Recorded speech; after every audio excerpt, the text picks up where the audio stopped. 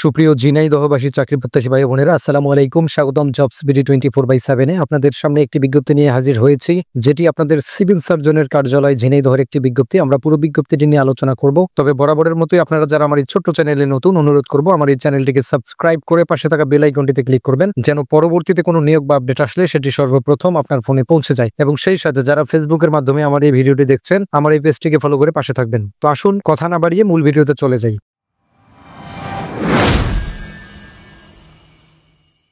দেখতে পাচ্ছেন 1 নম্বরে যে পদটি রয়েছে সেটি হচ্ছে পরিসংখ্যানবিদ, যেখানে সর্বমোট 3 জনকে নিয়োগ করা হবে এবং 14তম গ্রেডে বেতন প্রদান করা হবে। আর এই পদে যারা আবেদন করবেন, আপনি যদি পরিসংখ্যান, গণিত এবং অর্থনীতি বিষয়ে অনার্স করে থাকেন তাহলে আবেদন করতে পারবেন। তবে অবশ্যই আপনাকে কম্পিউটার পরিচালনায় দক্ষ হতে হবে। 2 নম্বরে যে পদটি রয়েছে সেটি হচ্ছে অফিস সহকারী কাম কম্পিউটার মুদ্রাক্ষরিক, যেখানে 7 জনকে নিয়োগ করা হবে এবং 16তম গ্রেডে বেতন প্রদান করা হবে। আর এই পদে যারা আবেদন করবেন, আপনি যদি দ্বিতীয় বিভাগ নিয়ে ইন্টারমিডিয়েট পাস করেন তাহলে আবেদন করতে পারবেন। তবে অবশ্যই কম্পিউটার পরিচালনায় দক্ষ এবং কম্পিউটারের মুদ্রাক্ষরে প্রতি মিনিটে বাংলায় 20 এবং ইংরেজিতে 20 শব্দের গতি থাকতে হবে। 3 নম্বরে যে পদটি রয়েছে সেটা হচ্ছে স্টোর কিপার, যেখানে 5 জনকে নিয়োগ করা হবে এবং 16তম গ্রেডে বেতন প্রদান করা হবে। আর এই পদে যারা আবেদন করবেন, আপনি যদি ম্যাট্রিক পরীক্ষা সম্পূর্ণ করে থাকেন তাহলে আবেদন করতে পারবেন। তবে অবশ্যই যারা স্টোর কিপার পদে নিয়োগপ্রাপ্ত হবেন তাদেরকে অবশ্যই সরকারি বিধান অনুযায়ী জামানত প্রদান করতে হবে।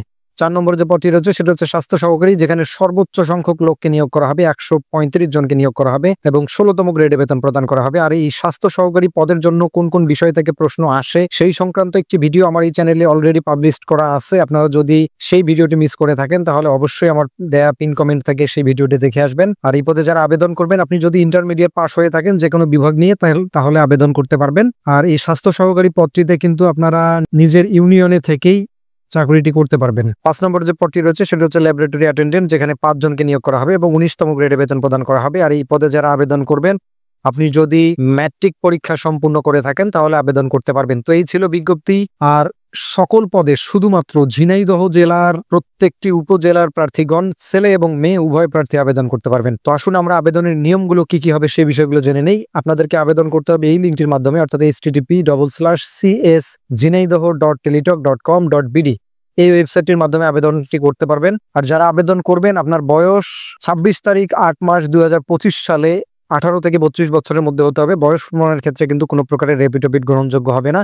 আপনাদের শিক্ষা সনদ এবং জাতীয় পরিচয়পত্র অথবা জন্ম নিবন্ধনে যে বয়সটি দেয়া আছে সেটি যেন সামঞ্জস্য থাকে। যারা অলরেডি কোথাও কর্মরত আছেন তারা যদি আবেদন করতে চান, সেক্ষেত্রে আপনাদেরকে যথাযথ কর্তৃপক্ষের মাধ্যমে আবেদনটি করতে হবে।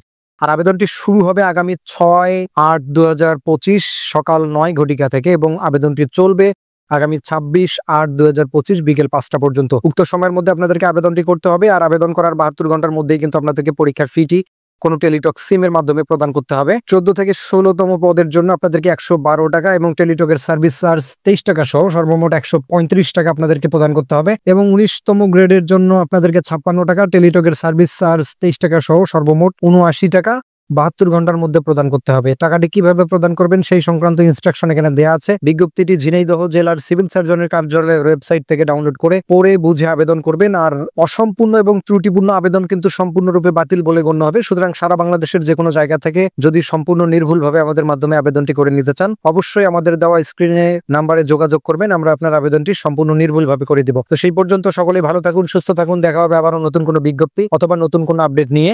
আল্লাহ হাফেজ।